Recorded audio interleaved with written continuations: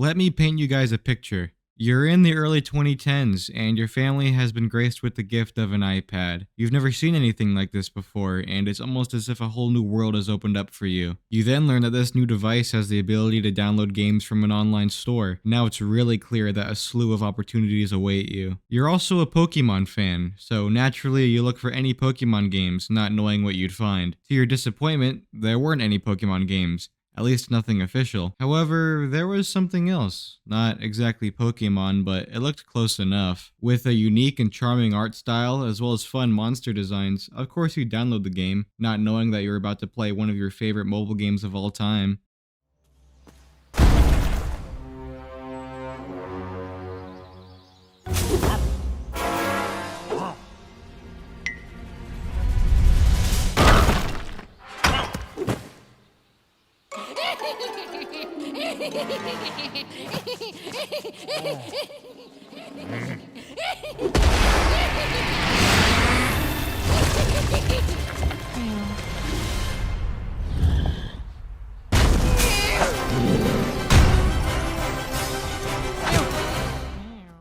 Yes, I'm talking about Mino Monsters, and yes, I still have not gotten over it shutting down.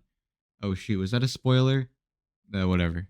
If you hadn't already guessed, that story in the beginning was mine. Being a lifelong Pokemon fan, I would consume any Pokemon related content as a kid, and having the ability to go through the App Store, well, it was only inevitable that I would encounter Mino Monsters. I imagine many of you who clicked on this video have a similar story, and if you clicked on this video not knowing what Mino Monsters is, or was, I guess, let me run it down for you. Mino Monsters was released on April 5th, 2012 by, well, Mino Monsters. This game was one of the earliest Pokemon-like games to be released on mobile, as mentioned on their website. Although it was clearly inspired by Pokemon, Mino Monsters was able to stand out on its own and put its own twist on the genre. With a charming art style and even more charming creature design, Mino Monsters hooked in users very quickly. The gameplay featured navigating different elemental islands, each with a number of levels to complete. Most of these levels featured multiple waves of combat encounters that you would have to complete in succession. And what would you use to beat these levels? Mino Monsters, of course. This game featured over 40 fun and unique monsters of 5 different elements. These elements included fire, water, air, electric, and earth. Croco Beast was my favorite. Could you tell why?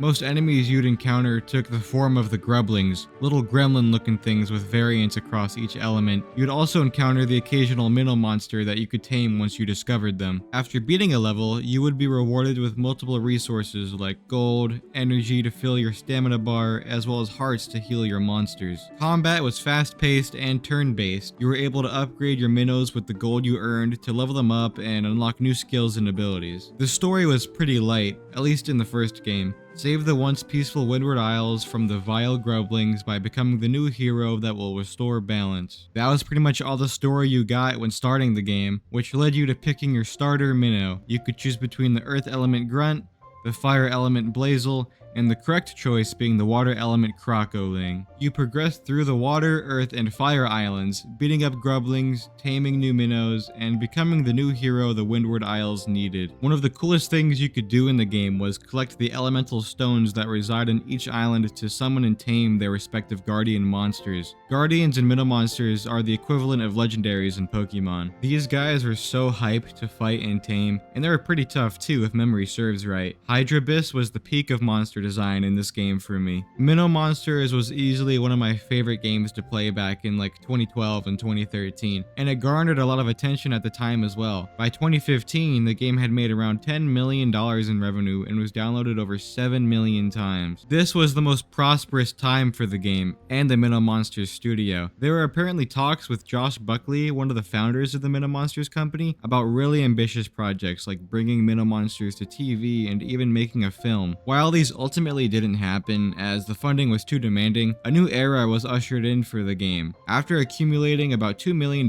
from funding, the company was rebranded from Mino Monsters to Mino Games, probably as a way to branch out into other projects if they wanted to. This was also when Mino Monsters 2 Evolution was revealed. Yes, Mino Monsters 2.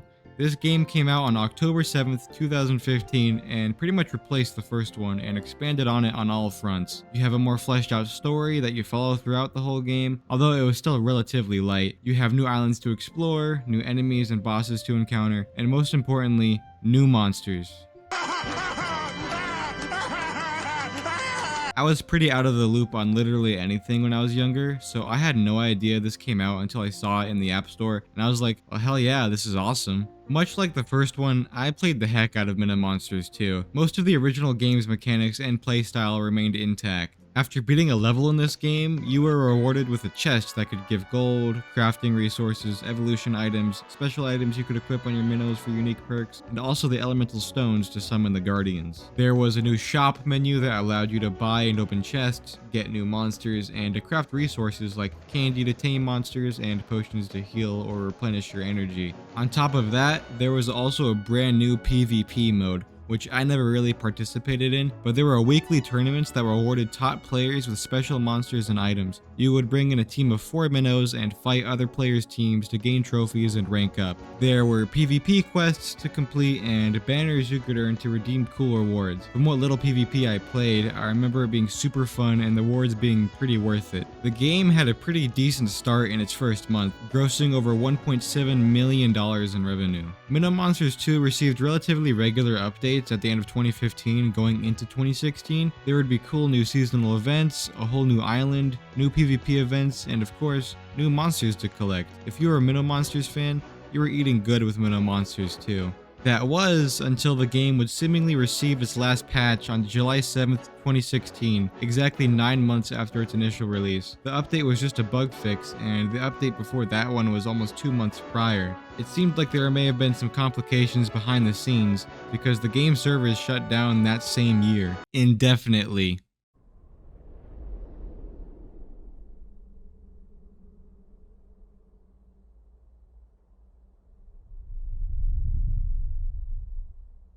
With no real explanation from Mino Games, Mino Monsters 2 went offline. People who still had the game downloaded had to play it in offline mode with limited progression. That was it.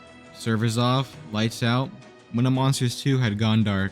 This was less than 1 year after the game's initial release in October, which left fans confused. Why would the game just shut down out of nowhere with no official statement from Mino Games? It just didn't make any sense at the time. I remember wanting to download Mino Monsters 2 around this time on a new phone, but I couldn't see it on the App Store, which sucks, you know? But it wasn't long after that where Mino Monsters was archived in the back of my memory where it would remain in obscurity. Every now and then, I would randomly remember Mino Monsters and then get sad that I couldn't play it. This happened not long ago, hence this whole video being a thing. I recently started playing another Pokemon-esque game called Koromon, which I've been enjoying thoroughly. That game is a lot closer to Pokemon than Mino Monsters is, but playing it got me thinking of other Pokemon-like games that I've enjoyed in the past, which is what brought me back to Mino Monsters. I wanted to talk about something I was passionate about when I was younger, and maybe bring out some of those memories for some of you guys too. While researching for this video, I still couldn't find an official statement from Mino Games that gave an explanation on Mino Monsters' shutdown.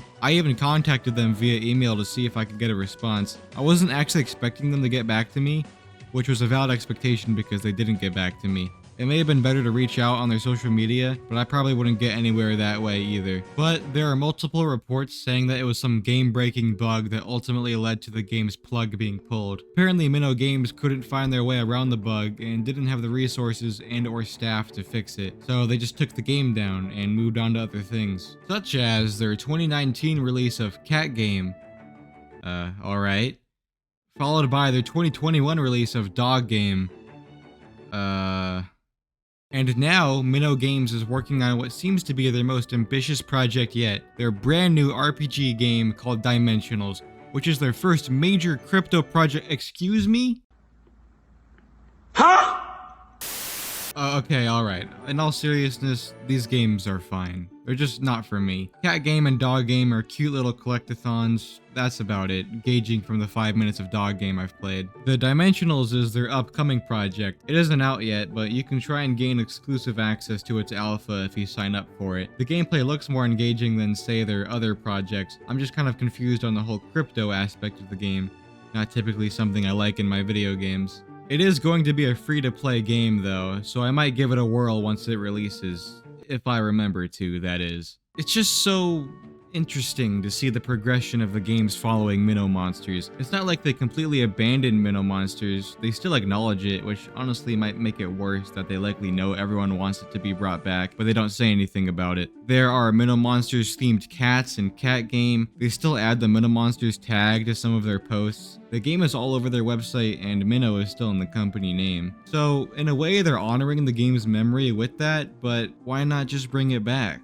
Boot up the Mino Monsters 2 servers, or come out with Mino Monsters 3, or just reboot the whole series. For me, it just sucks to see them abandon what put them on the game development map in the first place, especially over a bug if those statements are true. I don't know how much it makes sense to just bring back the Mino Monsters 2 servers, as they probably have to be updated to run on modern mobile operating systems. I'm no programmer, so I'm not entirely sure how complicated that is. I should also note that there is a site called minosource.net that used to serve as a news and updates website for Mino Monsters. Although there aren't any more news and updates, the site is still up and active. It is run by what looks to be a former developer of Mino Monsters that goes by Tavisource, and there's a ton of cool information on this site. There is a somewhat active chat where you can interact with him and other members of the community. It is also from him where he said the game shut down due to the servers being too costly, so it might not have been a game-breaking bug after all, but there is still no official statement to go by. Anyways, this is a really cool site. I'll leave the link to it in the description so you guys can check it out. I just want to be able to play this game again. I want to go back to when I could change my date and time on my device so that I wouldn't have to wait for my monsters to heal. There are some ways to emulate Mino Monsters too, but you have to play offline and a lot of assets are missing and the progression is limited. It just doesn't seem worthwhile. There is a change.org petition to bring back the game that you can sign. I actually remember signing this a couple years ago. Not that it would likely change anything if it reached its goal, but hey, worth a shot, I guess. I'll leave the link to it in the description. I just miss playing with these really cool monsters. I'll list a few of my favorites right now, and I want you guys to do the same in the comments.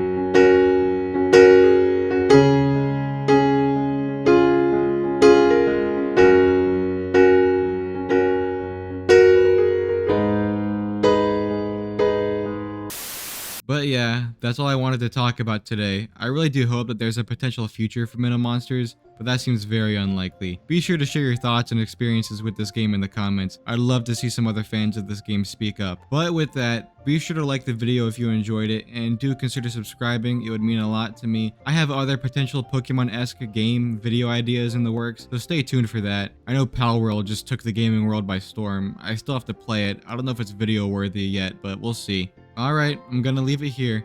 Thanks for watching, everyone.